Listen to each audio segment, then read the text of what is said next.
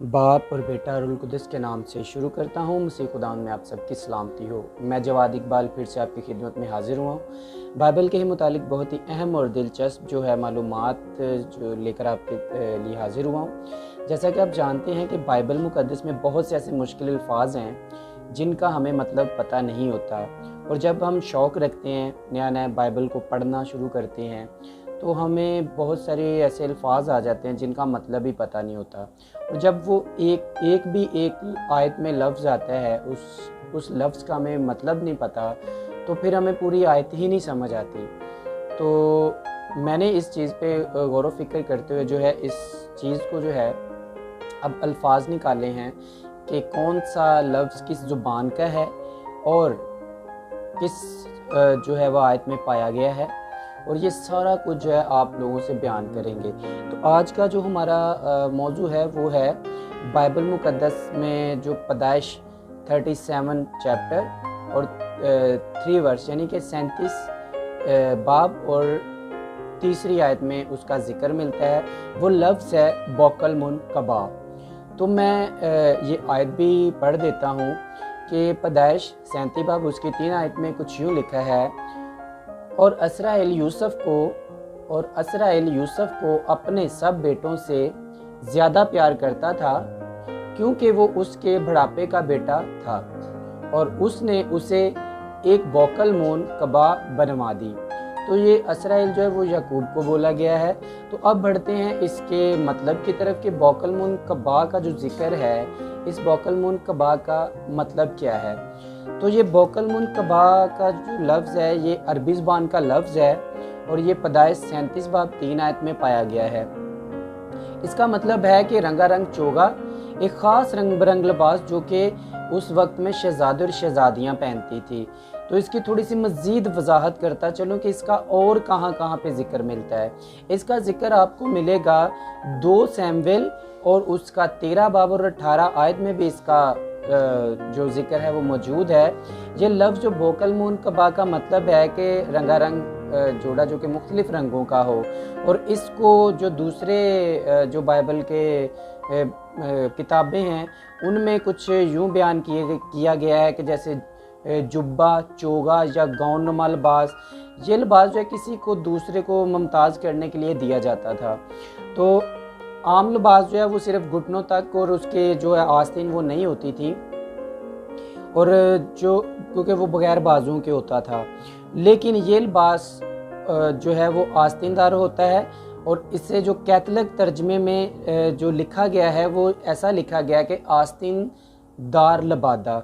इस लबादे का ज़्यादा मौजू इसी पे है कि आस्तीनदार जो है लबादा। तो ये जब कैथलिक बाइबल आप उठाएंगे तो पैदाइश की किताब खोलेंगे यानी कि तकवीन की किताब खोलेंगे तो उसकी 37 बाब और 3 आयत में देखेंगे तो वहाँ आस्तीनदार लबादा आपको मिलेगा तो लिखा हुआ।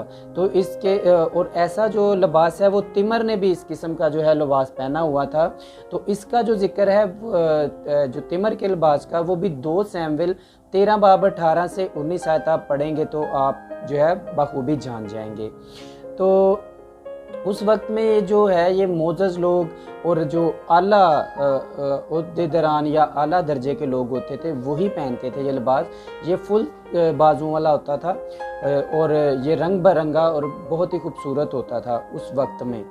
तो मसलन एक और भी यहाँ पे हमें रेफरेंस मिलता है कि यूनतन, तो ये 1 सैमुएल 18 बाब उसकी 4 आयत में इसका जिक्र मिलेगा। फिर जो उसके बाद 1 सैमुएल 2 बाब 19 आयत में, फिर 1 सैमुएल 15 बाब 21 आयत में, माफ़ी चाहता हूँ 27 आयत में, 15 बाब 27 आयत में, और 28 बाब 14 आयत में इसका जिक्र मिलेगा। तो अगर साउल की बात की जाए तो फिर 1 सैमुएल 24 बाब और उसकी 4 और 11 आयत में आपको ये जिक्र मिलेगा। 4 से 11 आयत भी आप पढ़ सकते हैं 1 सैमुएल की। फिर अय्यूब और उसके दोस्तों की बात करें, मतलब ये एक टाइटल बता रहा हूँ, तो फिर अय्यूब 1 बाब 20 आयत और 2 बाब 12 आयत में इसका जिक्र मिलेगा। और फिर अज़रा 9 बाब 3 आयत में इसका जिक्र मिलेगा। तो मैं बहरहाल बताता जा रहा हूँ कि ये जो है वोकल मुनकबा, इसको जुब्बा, चोगा और गाउन भी कहा गया है। तो ये जितने भी मैंने हवालाजात आपसे शेयर किए हैं, इनमें आप इसको पढ़ें। और ये उस वक्त का लिबास है जब ये बहुत अहम लोग पहनते थे, जो आला दर्जे के उनको माना जाता था। जैसे पहले बता चुका हूँ कि शहजादे या शहजादियाँ पहनते थे, और इनका जो है ये फुल स्लीव वाला लिबास होता था। तो आम लिबास जो था बगैर बाजुओं के होता था और घुटनों तक होता था, लेकिन ये जो है लिबास ये स्पेशल होता था और रंगारंग होता था। मैं फिर से दोहरा रहा हूँ कि ये वोकल मुनकबा है जो है, ये लफ्ज़ अरबी ज़ुबान का है। आगे भी और सारे लफ्ज़ आएंगे जो कि अभी अरबी ज़ुबान पे ही जो है, अरबी ज़ुबान से ही मंसूब हो गए कि वो अरबी ज़ुबान का लफ्ज़ है। तो वो जितने भी मौज़ूआत होंगे मैं आपके साथ शेयर करता जाऊंगा, और जिनकी थोड़ी लंबी वजाहत होगी वो एक ही लफ्ज़ की उस दिन की जाएगी, और जो छोटे छोटे अल्फाज हैं उनकी थोड़ा बहुत सारे अल्फाज आपको बताता जाऊंगा। तो मज़ीद आगे बढ़ने से पहले मेरी आपसे गुजारिश है कि मेरे चैनल जो है बाइबल्स वर्ल्ड विद जवाद को सब्सक्राइब करें, वीडियो को देखें, शेयर करें और लाइक भी कर दें। ये मेरी हौसला अफजाई होगी, आप लोगों की एक सपोर्ट होगी मेरे लिए। तो इसी के साथ मैं इजाज़त चाहता हूँ। खुदा हाफिज़।